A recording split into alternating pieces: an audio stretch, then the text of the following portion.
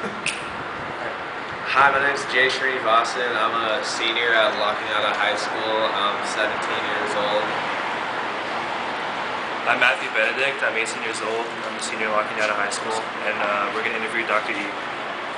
Okay, we decided to interview Dr. E because both Matt and I have a very strong interest in physics, and as you know, Dr. E is the physics teacher at La Cañada High School, so he's a very interesting man, and we would like to know him better.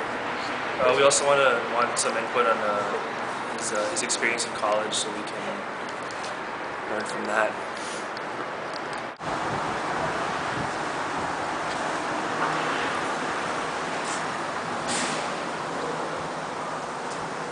Hello, hey, Dr. E. It's Jay. And I was just wondering if we could interview you tomorrow. Okay. Alright, okay, yeah, sounds great. Okay, thank you. Yeah, we'll be there tomorrow at 9 a.m. Okay. Thank you.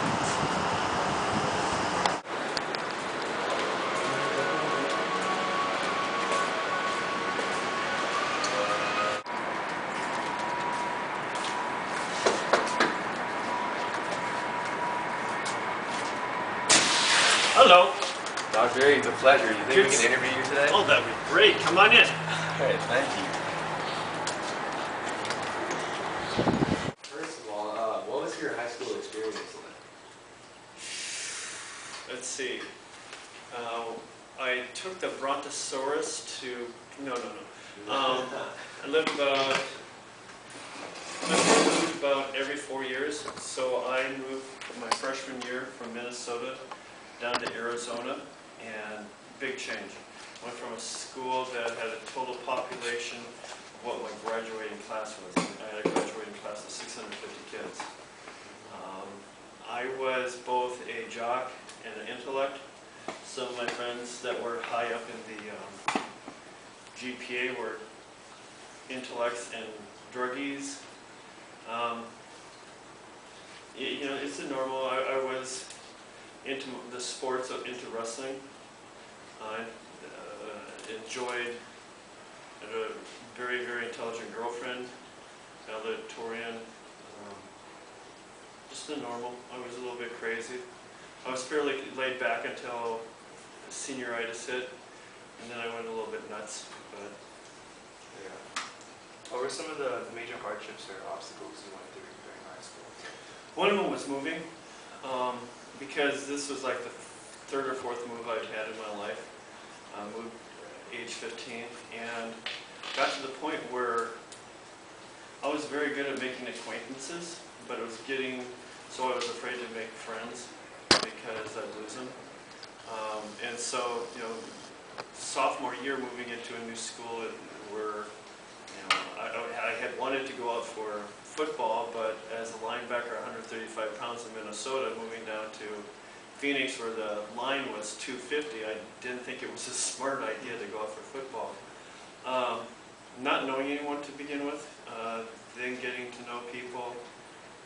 I had the heartache of being in love with some girl and then her breaking it up or my breaking it up. Had the difficulty of car breaking down because, it was cheapo. Just, sometimes getting the grades I wanted, most of the time doing that, but sometimes the terrible teachers didn't study, and so I wouldn't get the grades I thought I was going to get. So, it's a normal, it's ups and downs, ins and outs. Like, academically, do you have any, plans for, the future, what you wanted to study in college? Oh, what I wanted to do in college, I wanted to get away from home. I didn't care about that. I went to West Point to begin with, and I went there because my parents had no money, and actually paid you to go. And so I went to West Point, and that lasted about 3 weeks. And then I went to small school, University of Arizona. That lasted a semester, and I ran out of money. And at first I wanted to be an engineer, and then I wanted to be pre-med, because that's what my grandfather and uncle were.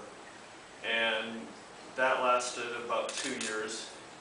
I think there was 8 different majors I had, which is actually fairly average.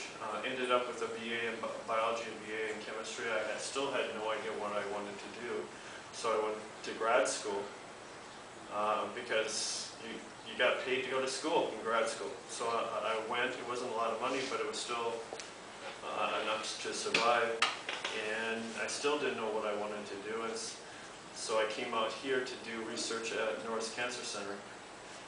Decided I didn't like people dying, and so I got into teaching. What do you like most about teaching? I'm a little bit different than most teachers. I like to treat you guys like your people as opposed to objects. I like when the aha opens up when you find out that if you double your speed in your car, it takes 4 times as long to stop. People go, or the idea that in AP Environmental Science that locking out is not the world, that 1 in 5, 1 in 6 people worldwide are starving to death right now. 11,000 people die per day due to starvation, and how much do we have? I just like watching people change their views of the world and of themselves, therefore. Yeah, so you were talking about how like for a while you didn't really know what you were gonna do in life. Was there ever like a singular moment where you're like, okay, like I need to start like teaching now, or I want to start teaching now, or did it just like kind of? It kind of evolved. It kind of evolved. It was sort of like I was making money as a researcher. I decided after watching, I got close to the people, the melanoma patients that we were treating, and after watching like the 6th one of our patients died that I'd become friends with, I couldn't handle that anymore. And so I quit that without having a job. Stupid. And so I started doing part-time work as a tortilla quality control agent. At the same time, I was substitute teaching because with the PhD, it's fairly easy to get to be able to do that. And so I started doing that. So yeah, speaking of, so anyways, Dr. do you have any advice on the future? Start to form relationships, lasting relationships, not just with friends, but with a significant other. And as guys, one of the things we need to remember is the 2 most important words in the English language is yes, dear, because 9 times out of 10 they're right, and they go with their heart and soul, and we think with just gut reaction. And so just